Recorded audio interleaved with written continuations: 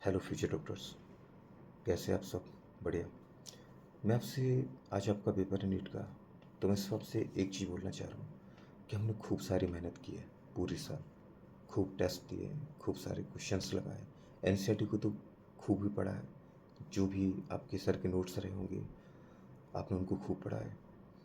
Last के समय बस आपको एक चीज़ को याद रखना है कि जब आप पेपर देने जा रहे हैं तो वहाँ टाइम मैनेज ज़रूर करें और ज़्यादा पैनिक होना नहीं है, क्योंकि हमने मेहनत की है।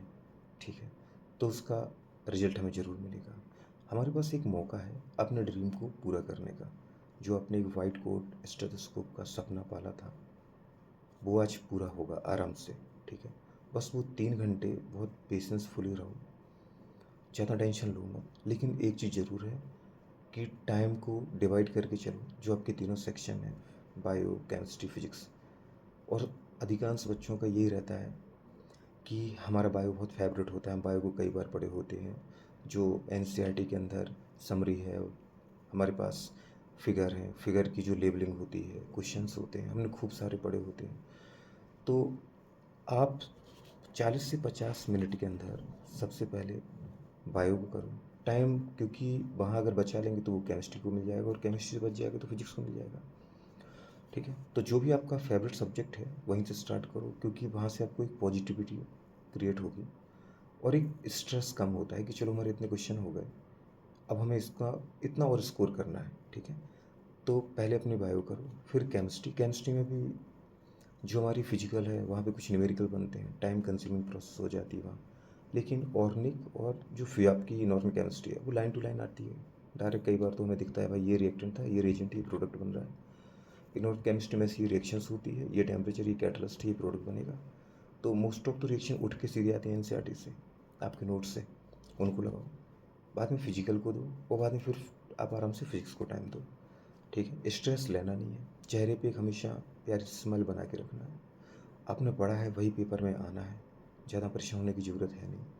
ठीक है, तो रिजल्ट आपको बहुत बेटर मिलने वाला है। बस टाइम को डिसाइड करो, टाइम को लेके चलो।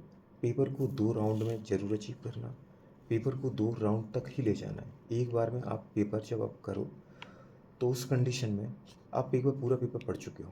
पहले अटैम्प्ट में वही क्वेश्चन करना जो 100% अपन श्योर हैं। ठीक है, जहाँ हमारा नेगेटिव मार्किंग ना जाए।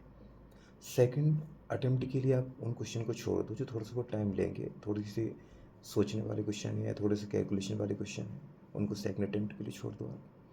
ठीक है, तीसरी बात ये है कि जो बोलते हैं ना हमारे पास कि एक ब्लाइंड हम गैसिंग लगा करके क्वेश्चन मार देते हैं, हमें चारों ऑप्शन ही नहीं आ रहे और फिर भी हम क्वेश्चन लगाए जा रहे हैं, वो मत करना। कई बार हम क्या है, कम स्कोर करके भी अच्छी रैंक अचीव कर लेते हैं।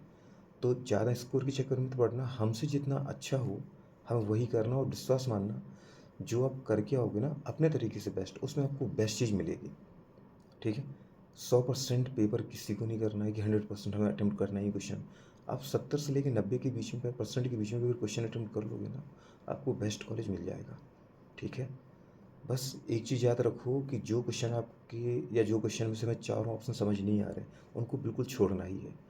हाँ, इतना ज़रूर है कि जिस क्वेश्चन में आपको 2 ऑप्शन समझ में आ रहा है कि ये हो नहीं सकते, मतलब इसको अपन एलिमिनेशन मेथड बोलते हैं। साल भर अपन ने इस मेथड खूब यूज़ किया होता है। तो अगर आपके 2 ऑप्शन क्लियर हो जाएँ कि ये नहीं हो सकते, और 2 में अगर कन्फ्यूज़न है, तो फिर वहाँ पे आप आराम से रिस्क ले सकते हो। ठीक है, आपका मन करे तो। लेकिन वहाँ पे एक ही चीज़ को थोड़ा-सा फ़ोकस करना और मेंशन करके चलना है कि मुझे पूरा पेपर नहीं करना है। ठीक है, जितना मुझे सिलेक्शन के लिए चाहिए, अगर मेरा उतना पेपर हो जाए तो आराम से बैठो। 70% से लेके 90% के लिए 3 घंटे सफिशिएंट होते हैं। सारे क्वेश्चन लेंदी होते नहीं हैं, हार्ड नहीं होते हैं। लगभग ये मान के चलो कि आपका 60-70% पेपर तो आपसे फर्स्ट अटेम्प्ट में हो ही जाता है ना? सेकंड अटेम्प्ट के लिए जो क्वेश्चन अपन से हो जाए वो बेस्ट है, जो टाइम ले लें वो भी दिक्कत नहीं है। तो ऑल द बेस्ट, आप सभी का पेपर अच्छा जाएगा, ऐसी आशा मैं करता हूँ, ऐसी दुआ मैं करता हूँ, और आपके सारे फैमिली वाले भी यही दुआ कर रहे हैं। तो आपका अच्छा तो होना भी है। ठीक है, होके ही रहेगा हमारा अच्छा, और हम डॉक्टर बनेंगे इस बार। ऑल द बेस्ट अगेन, और आप अच्छा करो। जब आप पेपर देख के आते हैं तो फिर मिलते हैं अपन। ठीक है, चलो।